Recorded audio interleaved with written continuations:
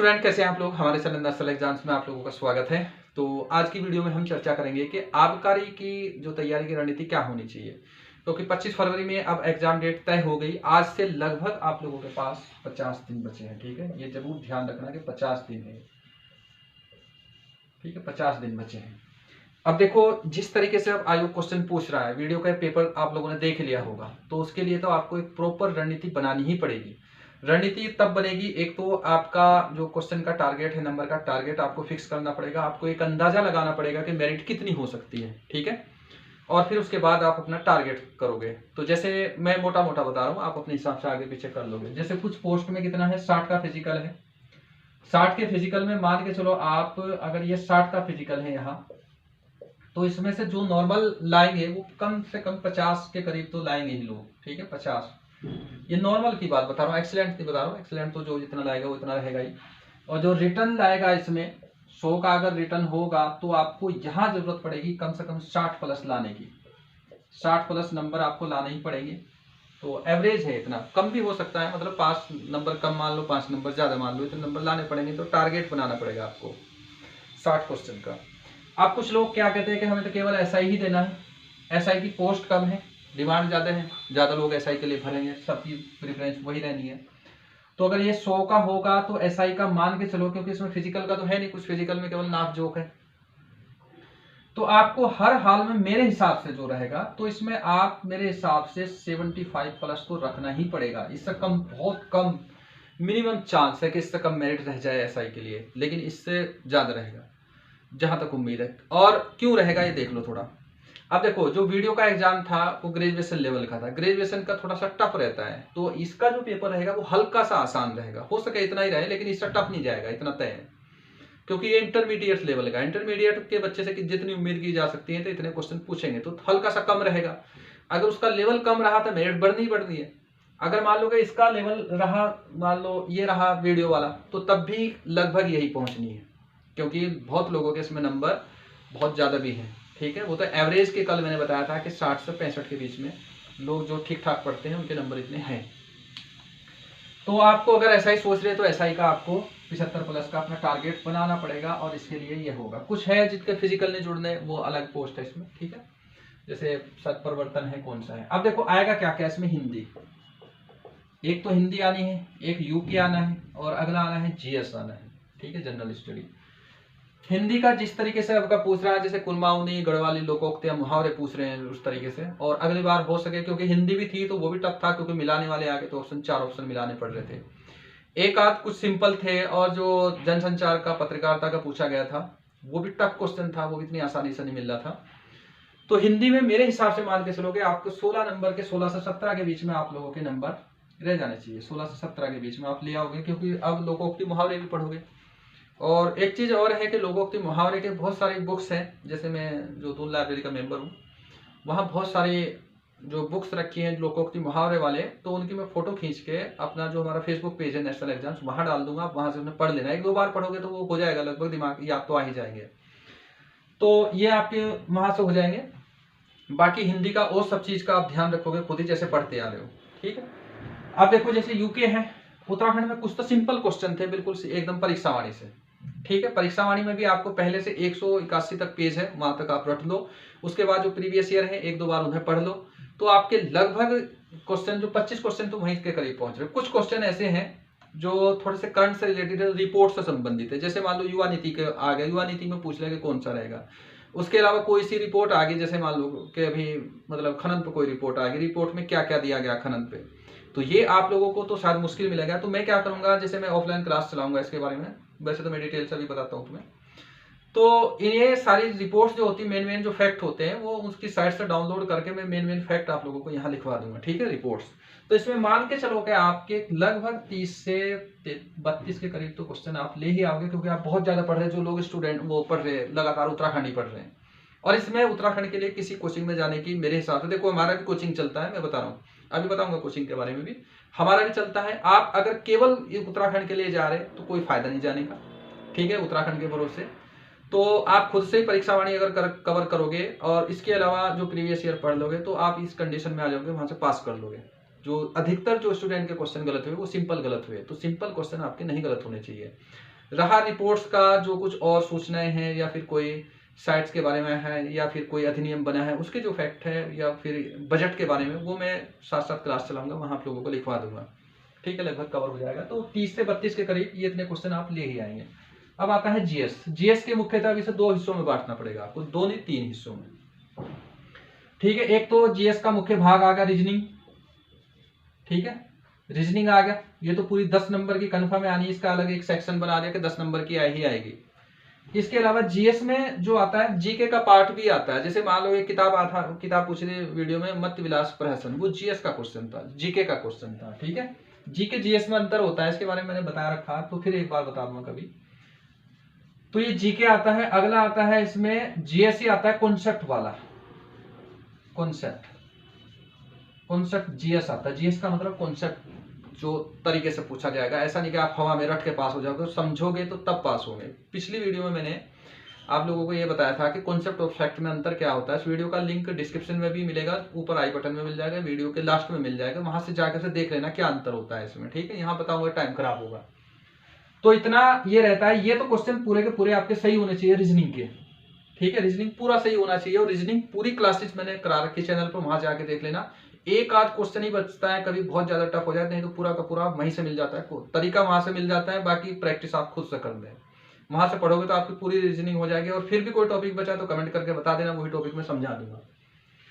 अब जीके के भी लगभग 10 क्वेश्चन तो मान ही लो, जीके के 10। बाकी जो आता है इसमें पूरा 20 नंबर का ये वाला आता है। इसमें भी इस बार तो करंट दिया नहीं, 1-2 करंट दिया था, करंट तो आना ही है।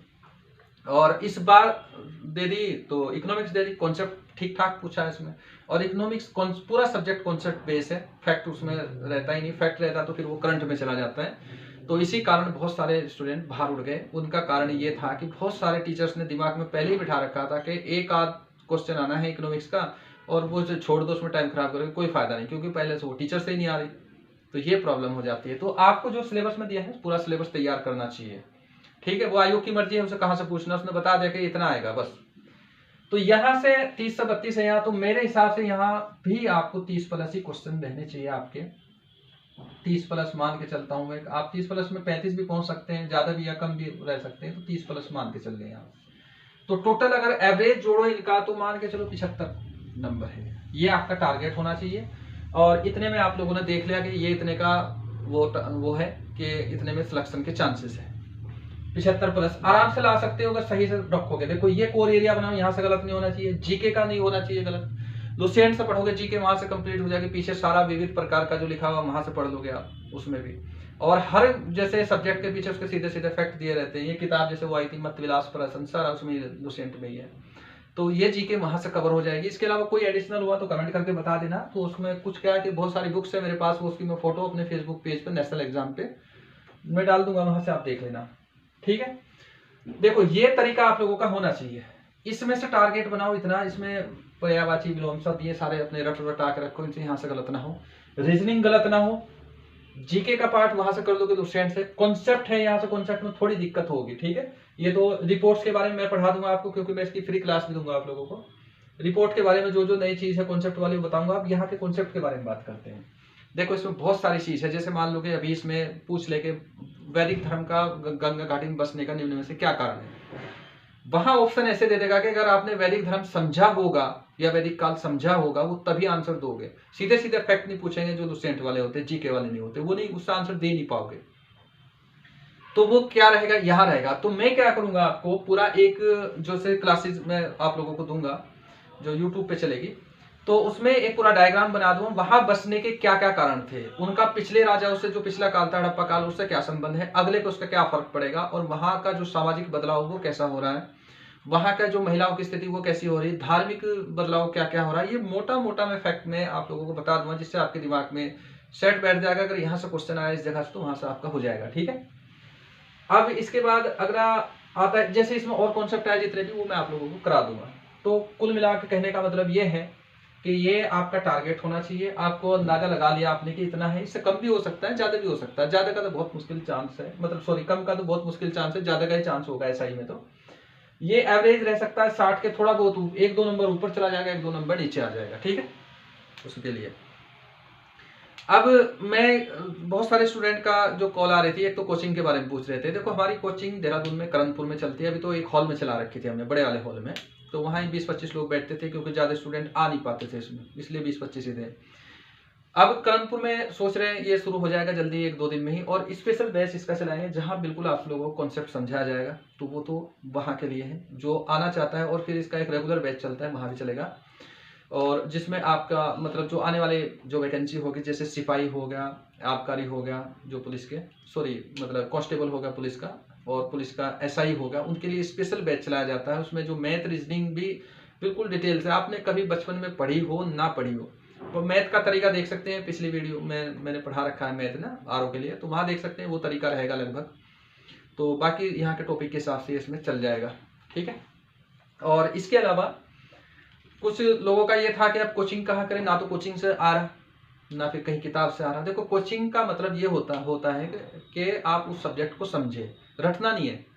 कल पिछली वीडियो देख लेना, उसमें मैंने डिटेल से बताया। तो आपको ऐसे कोचिंग में जाना कि जहां आपका सब्जेक्ट आप उसे समझो, और जो भी क्वेश्चन आ रहे हैं उसके आंसर वहां से मिले। वनडे की कोचिंग का एक रूल होता है कि कम से कम 50% आपके या तो डायरेक्ट या इनडायरेक्ट आपके नोट से मिलना चाहिए। डायरेक्ट मिलना चाहिए, या फिर आपने जितना वो पढ़ा हुआ समझा के आपको वहां से मिलना चाहिए। लगभग 50% कम से कम होता है, अधिकतम कितना भी हो सकता है अगर आपने सिलेबस पूरा किया।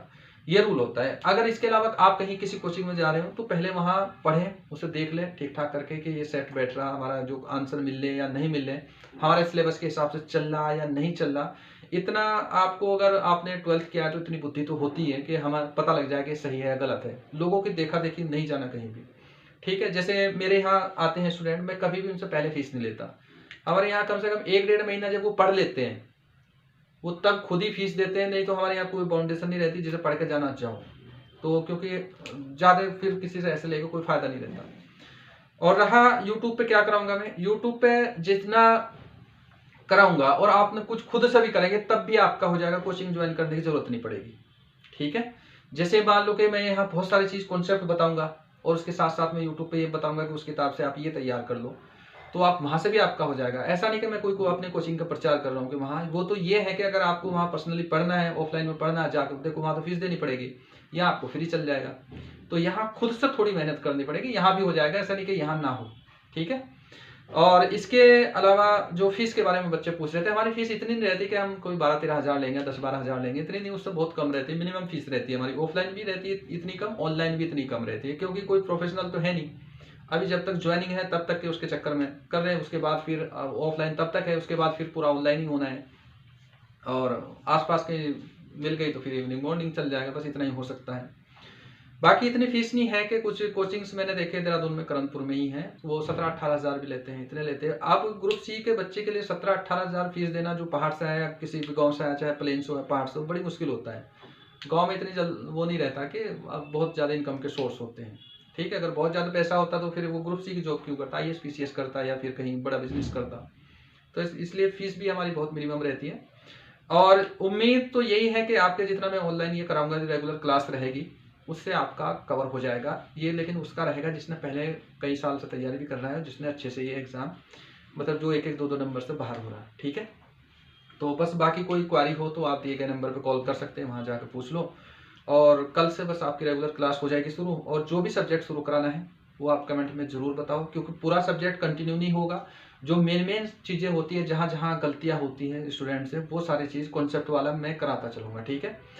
पहले कोशिश कर रहा था मैं उत्तराखंड में, लेकिन अभी थोड़ा सा और कई सारी जो रिपोर्ट्स है वो आ जाएगी, तो बाद में वो सारी रिपोर्ट्स की डिटेल मैं आप लोगों को पढ़ा दूंगा। GS में कुछ कॉन्सेप्ट जैसे सब्जेक्ट के, जैसे इकोनॉमिक्स के गलत हो रहे तो या तो इकोनॉमिक्स शुरू कर लेंगे या हिस्ट्री, कोई भी एक सब्जेक्ट शुरू कर लेंगे। तो आप कमेंट करके जरूर बता देना शुरू कौन सा करना है, ठीक है। आप चलो मिलते हैं नेक्स्ट वीडियो में।